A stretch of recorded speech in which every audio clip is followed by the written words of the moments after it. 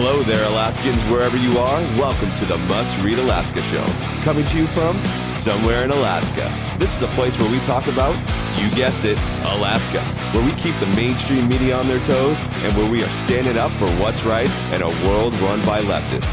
You can find out more by heading over to mustreadalaska.com and also checking out the Must Read Alaska YouTube channel for some really great content. But first, let's get this party started.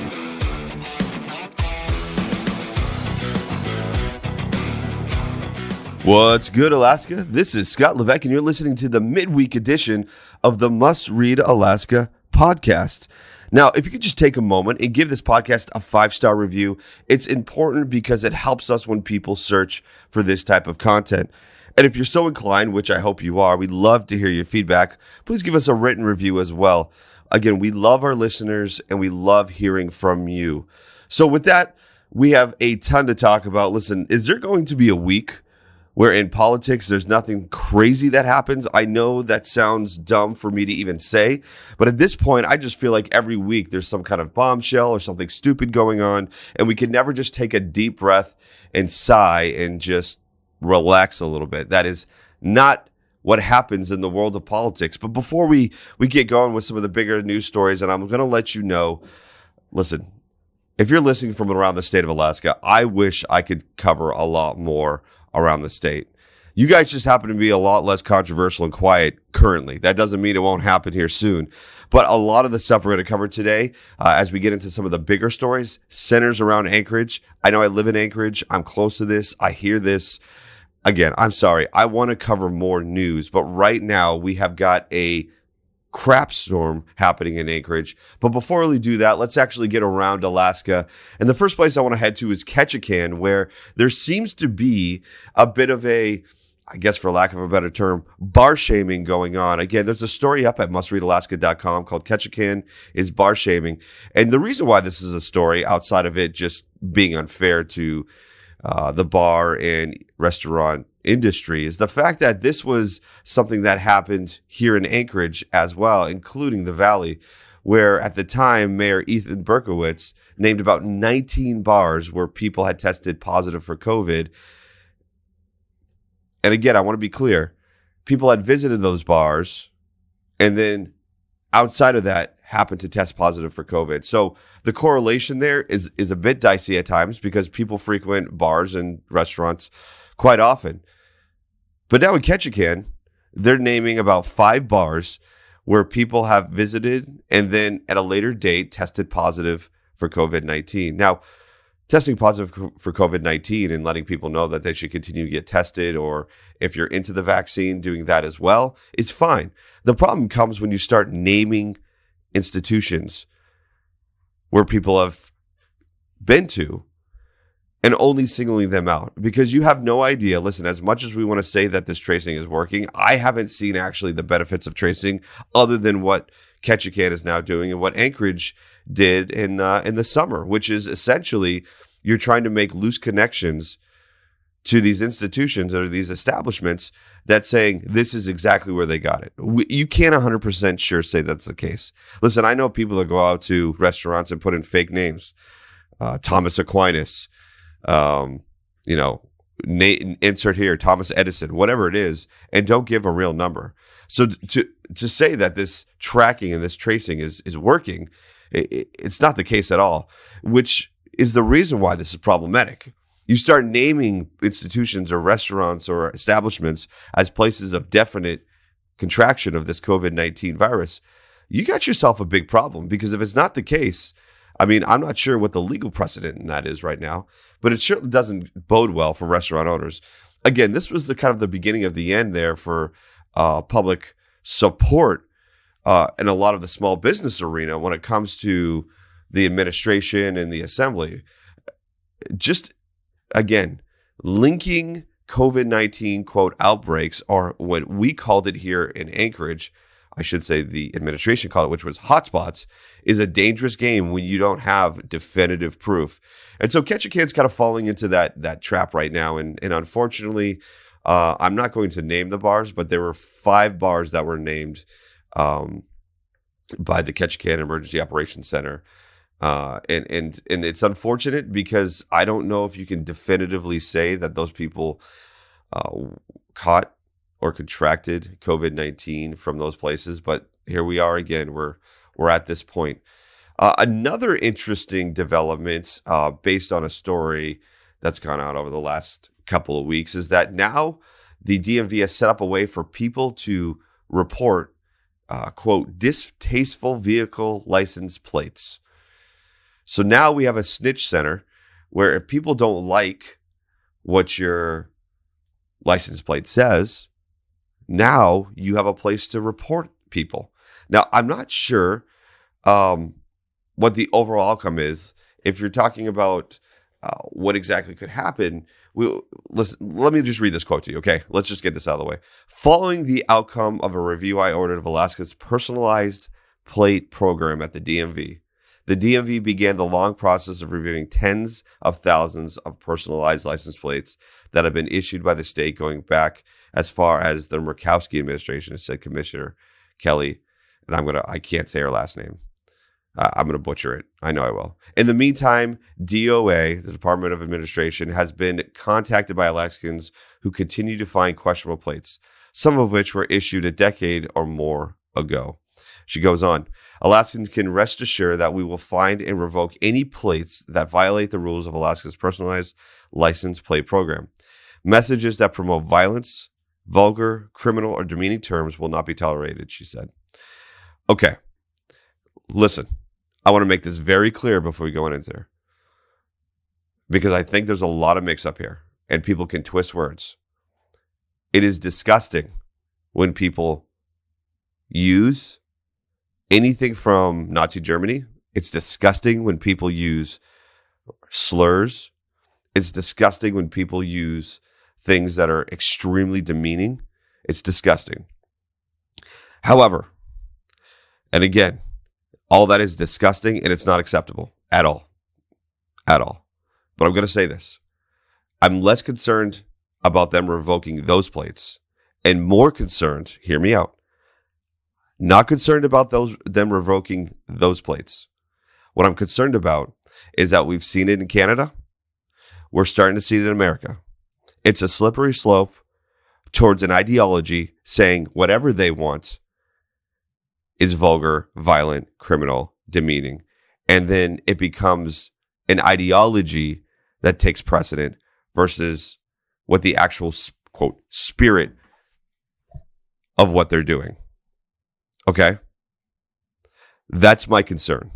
My concern is, and this is why a lot of journalists now, a lot of comedians, a lot of people around the country that may not have a conservative or left or right-leaning bent are going, whoa, guys, wait a minute. The Constitution is clear on First Amendment speech. It's also clear on what doesn't constitute free speech. But again, I want to be very clear. It's disgusting and distasteful, and I actually don't have a problem in principle with it. However, and it's a big however, free speech is a pillar of this country. And unlike our friends to the north in Canada, where the provinces now have almost governors on anything you could say. Again, you can go back to the Jordan Peterson controversy way back in 2017-18. Peterson wasn't saying that he wouldn't call somebody who is a transgender by their preferred pronoun. What he was saying and fighting for was the fact that he would be forced to say it. And again, you need to make the distinction here. There's a difference between being respectable and being honorable. And there's between that and actually forcing somebody to do something. And again, the media twisted that, and it became about Jordan Peterson is transphobic. And Jordan Peterson said on numerous occasions he has no problem, no problem calling anybody by their preferred pronoun or name. What he has a problem with is it being forced. And if you can't tell the difference, I'm sorry. But that's where this is kind of headed right now. This is headed towards, I get it. I get why we want to do this. But the problem is it doesn't just, there's not a line. There's never a line. There's always people that are pushing that because in their ideology, things that would not at this moment seem, I guess to use the quote here, vulgar or demeaning, now becomes that. And that's not just me. I mean, you ask any comedian, you ask any First Amendment advocate, you ask, any journalist now, those that are really looking at what's going on, the censorship, if you ask any of them, this is concerning. This is concerning. I get why they're saying it. The problem with this now is that we have a little snitch setup going on. And again, where the problem lies is that everybody's definition of vulgar and demeaning is different. So the state is going to be in a bit of a pickle when it comes to how it's going to decide what is violence or vulgar or criminal or demeaning. A lot of those terms are broad-based and very subjective. And you might not agree with that. I understand that's your prerogative. Again, that's your free speech right. But I'm telling you right now, it's going to be difficult. There are going to be situations, and I think there are going to be more than we want to care to mention, where this is going to be very difficult, and it's going to put the state into, it's going to cause a lot of problems. Let me just put it to you that way. All right. Well, the third thing I want to kind of just touch on that we had a little social media fun with was the Dunbar tax. As you know, February 1st rolls around and there's a new 5% alcohol tax. And now, to have a little fun, some of the local bars are calling it the Dunbar tax. Some of the local restaurants are calling it the Dunbar tax. And so we caught one of those over at Levesque. An individual was having a Bud Light over there, $5. Net total $5, and right underneath that, and you can see this picture on our mustreadalaska.com or our Facebook page. Right underneath the net total says Dunbar TX, 25 cents. Again, I think the bars and restaurants are having a little fun here, just reminding people of who continually adds more taxes to their daily lives. And I think this is going to be an interesting move. I don't know if more restaurants or bars will follow, but I will say that this is getting more and more interesting here. And not only that, but will people vote? And again, this was my mantra last time on the podcast. Guys, I'm just going to be honest with you. I'm just going to and I did it last time. I don't want to hear from you if you're sitting home and deciding that you pouting or being angry is more important than voting, because it's really not. Listen, if you looked at the percentages of the districts that voted in their assembly member, you would be ashamed to be here in Alaska, more specifically Anchorage. The percentage is so low, we're allowing the loudest minority to be the voice for the majority. At least that's what it looks like right now. Because if you're watching any of these assembly meetings, there's a lot of people who are angry. There's a lot of people scattered all around Alaska and specifically Anchorage that are angry. Listen, it's okay to protest peacefully. It's okay to show up at the Levesque Library and have signs, and it's okay to share your frustration. But the best way to see change is to actually enact it by voting, particularly when it comes to the mayor race here in Anchorage. If you want a different voice in there, a different leadership, then you need to vote. Plain and simple. You need to vote. So just a little fun thing that Levesque was doing, a little Dunbar tax as it's put on the receipt, 25 cents for a $5 bud. We'll see if more people do this. I mean, you already saw it last time we talked about the Forrest Dunbar cutouts that Matanuska, I think, is the brewing place down in I think it's Midtown. But listen, a lot of restaurant owners, a lot of bar owners, a lot of breweries are upset with the current administration and assembly, and I don't blame them. They became the scapegoat for COVID-19. They became the scapegoat for COVID-19. And frankly, I understand why they're frustrated. Their industry took the biggest hit. And so now they're fighting back how they can. And I don't blame them for being frustrated. The problem is I'm trying to get Forrest Dunbar to do my podcast. I'm going to reach out to him and give him a fair opportunity to share some of his ideas. And I want you guys to hear what he has to say. I don't know, I don't know what he's going to say. I don't know. I highly doubt he'll do this podcast with me specifically. But I want to ask him some questions as well, clarify some things, because there's a lot of concerns that people have, and if he thinks he's if he thinks he's going to attract the voter that's in the middle, the purple voter, I don't know. But again, our listeners are fantastic. Our readers and supporters are incredible, and I want to give him the opportunity to see if he's saying anything that catches you guys, good or bad. But I think it's important that we get a little bit of clarity from him, because I'm not 100% sure we're all actually familiar with what Forrest Dunbar stands for. I don't know. I honestly don't know. I can tell you this. Okay, I can tell you this. We've seen what his voting record has said. We've seen what his voting record over the last 2 years has said in terms of what he believes. But I want to give him the opportunity to come on. I think, why not? Let's have Forrest Dunbar on here. I'm going to try to get all, if not a majority, of the candidates on here by the time March rolls around. At least I'm hoping I could do that. So we'll see. But again, just restaurant and bar industry, just having a little bit of fun with Forrest right now in terms of some of the things that they're doing.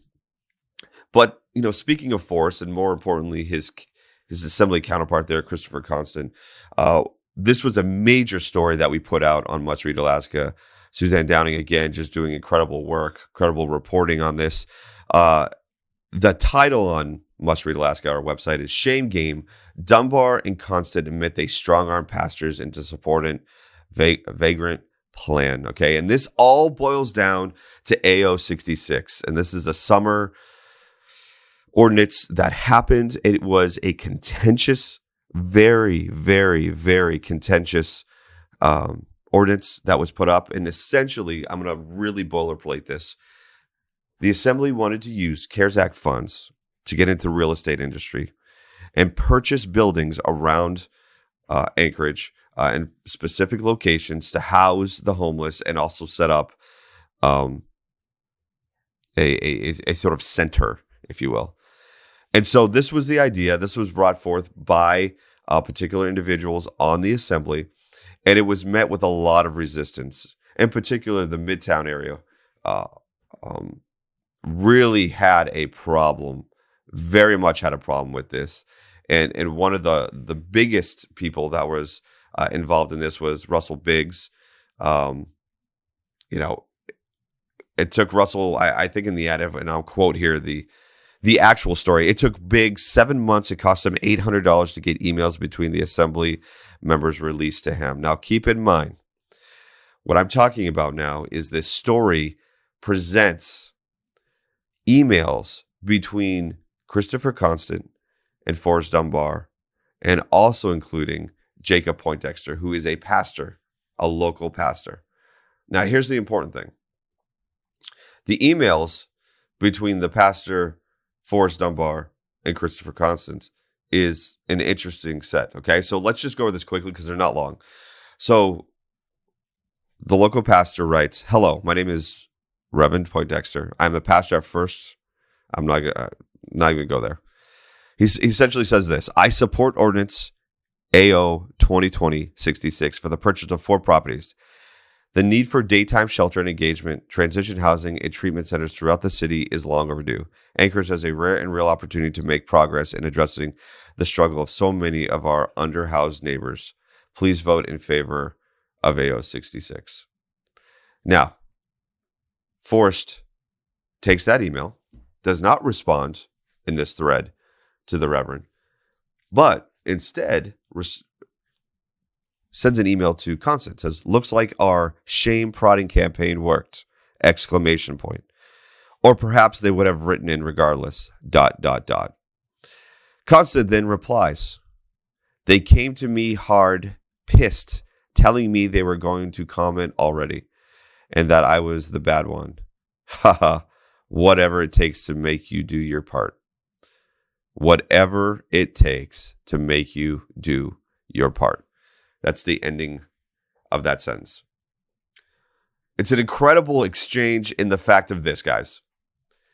It looks like they were actively trying to manipulate at the very best, coerce at the very worst, local pastors to actually come out and support. Now, this particular pastor, reverend, whatever we want to call him, did so. But what his email did is prompt Forrest and Christopher Constant to have an exchange between the idea of shame or prodding campaign, showing that it was intentional, and Constant saying whatever it takes to make you do your part, meaning, hey, we had people that were mad, but if that's shame, you could do a lot of connection and correlation to these emails. I haven't heard a lot from Mr. Constant or Mr. Dunbar. Again, trying to get Dunbar on here. So this is, I got to report the news. But man, does not have a good look. Does not have a good look. And why is this a big deal? Well, the big deal is it looks like there's been coordination between assembly members to push forward some kind of campaign to get people to change their mind, to shame people, or as Forrest said, shame/prod individuals, and in this case, it looks like pastors, to get on board with AO 66. Again, a controversial, very controversial ordinance that was voted on in the summer. I believe it was August or maybe early September. I can't remember. Feels like ages ago. There was week-long testimony. There was plenty of protesting outside at the Levesque library. It was a contentious point. Now, it doesn't stop there, because now we get into more email exchanges between Dunbar and Constant. Now, this transitions from, the first one I read to you was from their emails from the assembly. So AnchorageAlaska.gov emails. Now you get to their personal emails. Okay. And so here's the thread in this. Starts out again, April 6th, 2020. Again, this is the beginning of August. It's starting to get into the throes of what's going on. Answered her in good faith because I don't know who she was. Oops! ! Now, his response in this is to the Save Anchorage group. So he adds a link to his response from that group and then put, I conflated the Save Anchorage people with the endless lines of testifiers on AO 2020-66. And somehow they are upset with that. ? Ha. Now, Constant responds to that email. I didn't see the link. What's the connection? Forrest responds. Oh, maybe they blocked you. Or only I can see that because they tagged me in it. It's a response I sent to her, an individual in that Save Anchorage group, which she then posted in Save Anchorage. So what ended up happening is there was an exchange between somebody from a Save Anchorage group and Dunbar. The individual happened to post it in Save Anchorage and tag Forrest. So Forrest then follows up that email about maybe they blocked you, they tagged me, that's why I could see it with. I basically said we've gotten a lot of testimony from the Save Anchorage folks and others asking us to turn the Sullivan into a permanent or semi-permanent shelter. The admin has asked us to purchase these buildings so that we can get closer to closing the Sullivan as a shelter. And I will read your email in that context. Constant response. No good. Forrest then follows up. Which part of it is no good, is what he's asking. What I said, or that she took my response, made it a screenshot, then posted it to Save Anchorage. So clarification. And here's what Constant responds with. What's no good? Everything about Save Anchorage. Oh my God. That group's hitting 10,000 and everybody in that group is not good. Or at least that's the implication. Forrest in response to that. Oh yeah, definitely. And then finally, Constant says, I shouldn't have referenced them. I should have just said people who testified against AO 2020-66. And honestly, I shouldn't have responded to her at all. Didn't realize who she was. Won't make that mistake again. And there you go. And actually, that last one right there was Forrest responding to Constant again. So he did that. Oh, yeah, definitely. And then responded one more time with that, saying he'll never respond to somebody again. So here we go. We have so many things to unpack there. The first thing is like, hey, the possibility of a coercion, sort of a campaign to, as again, this is not my words. These are the Assembly's words, to shame/prod people, and more specifically pastors. And then you have this fascinating exchange between Dunbar and Constant in regards to the Save Anchorage group. Now, again, this group has been harsh on, obviously, the Assembly and the administration for a lot of their policies, a lot of the things they've done. And so they're not a friend, of course. And this idea now, and this is fascinating, take all the stuff away. I mean, I could get it. If humans are humans, you get upset when you're being attacked. I get it. Like, I don't like being attacked. Now, I feel like I wouldn't make the same mistakes, and I'd actually listen to the people that I'm trying to serve, or at least profess to serve. But the interesting part is, in this context here, the last email that was sent by Forrest is fascinating. I shouldn't have referenced them. I should have just said people who testified against AO 2020-66. And honestly, I shouldn't have responded to her at all. Didn't realize who she was. Won't make that mistake again. That last line right there, didn't realize who she was. Won't make that mistake again, is essentially saying I'm shutting down any communication with people that I either recognize as possibly being on Saved Anchorage, or people who come across at least as people that would be on Saved Anchorage, which is a problem. This is a public official saying I'm not going to take any kind of time to respond or communicate with my constituents, the people that put me in office. Now, granted, Save Anchorage is not localized to a particular district. It's everywhere. There are people not even in Anchorage that are part of that group. So keep that in mind.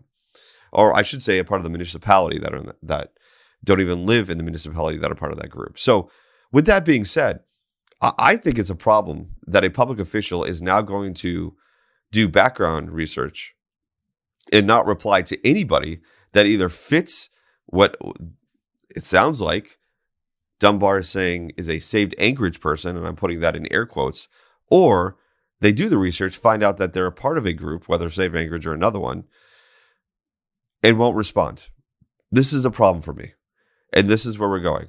When public officials decide that the people that put them into that position no longer are allowed or no longer are warranted the time for a response, or no longer warranted the opportunity to engage with their public official, again, the one that they voted for, this is a problem for me. Okay, I get it. Forrest, you're upset. I get that you don't like being your stuff put in blasted. I get that you thought you were just talking to somebody. Maybe you didn't. I don't know. But the reality is this. You cannot just shun people who voted you in office and not respond to them. You just can't do that.